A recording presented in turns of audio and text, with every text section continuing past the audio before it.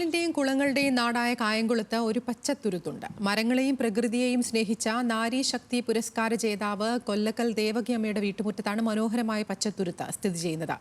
ദേവകിയമ്മയുടെ വീട്ടിലെ വിശേഷങ്ങൾ കാണാം.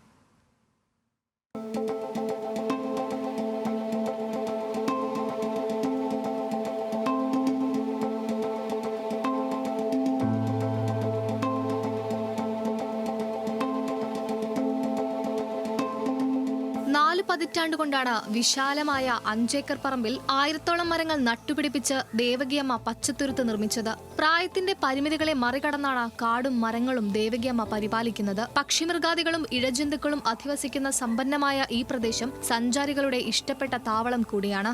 40 വർഷം മുൻപ് കായംകുളത്ത് വെച്ചുണ്ടായ അപകടത്തോടെയാണ് പറമ്പിൽ മരങ്ങൾ നട്ടു തുടങ്ങിയത്. അതുവരെ കൃഷിയായിരുന്നു താല്പര്യം. അപകടത്തിൽ സാരമായി പരിക്കേറ്റതോടെ നടന്നെത്താവുന്നിടത്തെല്ലാം ചെടികളും മരങ്ങളും നട്ടു തുടങ്ങി. തൈകൾ കിളിർത്തു തുടങ്ങിയപ്പോൾ അതൊരു ആവേശമായി മാറി. കൃഷി നിന്നപ്പോഴത്തേക്ക് ഈ സ്ഥലങ്ങളുമെല്ലാം വേസ്റ്റായിട്ട് ഇങ്ങനെ കിടന്നു. 2 വർഷം ആക്സിഡൻറ്റ് കഴിഞ്ഞിങ്ങനെ ഇരുന്നപ്പം എനിക്ക് എന്തോ ഞങ്ങളുടെ വച്ചാരാധന ലച്ചന്മാർ തന്നെ ഒരു ഉദ്ബോധനം തന്ന പോലെ നീ ഇങ്ങനെ ഇരുന്നു പോകത്തില്ല, എന്നാൽ എന്തെങ്കിലുമൊക്കെ ചെയ്യരുതെന്ന്. അങ്ങനെ ഓരോന്ന് ചെടികളൊക്കെ ആദ്യം കുരിയാലയുടെ അടുക്കൽ നിന്ന് തന്നെയാണ് വെച്ച് തുടങ്ങിയത്.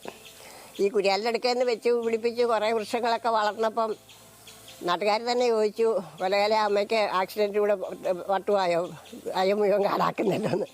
പക്ഷെ അവർ തന്നെ ഇപ്പം ഓരോ ഔഷധ ചെടികൾക്കും അതിനും ഇതിനുമൊക്കെ ഇവിടെ വന്ന് ഇതിൻ്റെ ഗുണം മനസ്സിലാക്കുന്നുണ്ട്. ദേവകിയമ്മയ്ക്ക് കൂട്ടുമകൾ തങ്കമണി ടീച്ചറാണ്.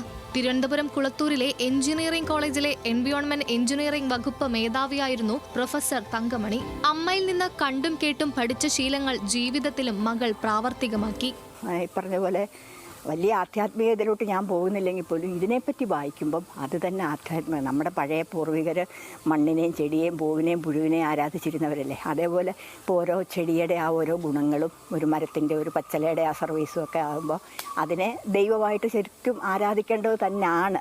അമ്മയുടെ ആഗ്രഹത്തിനൊപ്പം കുടുംബം മുഴുവൻ കൈകോർത്തു. മക്കളും ബന്ധുക്കളുമെല്ലാം യാത്ര കഴിഞ്ഞു വരുമ്പോൾ പലതരം തൈകൾ കൊണ്ടുവന്നു. പിറന്നാൾ ആഘോഷങ്ങൾക്ക് പോലും ചെടികൾ സമ്മാനമായി നൽകി. കിട്ടുന്നതെല്ലാം നട്ടതോടെ പേര് പോലും അറിയാത്ത ചെടികൾ ഇവിടെ പൂത്തും കായ്ച്ചും നിൽക്കുന്നു. ദേവകിയമ്മയുടെ കൊച്ചുമക്കളും കൂടി കാടിനെ സ്നേഹിച്ചതോടെ 3 തലമുറയാണ് കാടിനെ ഹൃദയത്തോട് ചേർത്ത് പിടിച്ചത്. എനിക്ക് പശു പട്ടിയൊക്കെ ഭയങ്കര ഇഷ്ടമാണ്. എൻ്റെ ഫ്രീ സമയങ്ങൾ ഞാൻ അതുങ്ങളുമായിട്ട് ചിലവഴിക്കാൻ ആഗ്രഹിക്കുന്നു. ഇതിലൊത്തിരി സന്തോഷമുണ്ട്. ഞാൻ ഇടയ്ക്ക് എൻ്റെ ഫ്രണ്ട്സ് വന്നിട്ടുണ്ട് ഈ ഇടയ്ക്ക്. അവർ ഈ ഇടയ്ക്കാണ് അറിയുന്നത് ഇങ്ങനെ ഒരു സംഭവം ഉണ്ട്. എന്നോട് കൂട്ടുകാർ പറഞ്ഞെടി നിൻ്റെ വീട്ടിൽ ഇങ്ങനെ ഒരു കാര്യം ഉണ്ടായിട്ട് നീ ഇതുവരെ പറഞ്ഞിട്ടുണ്ടോ.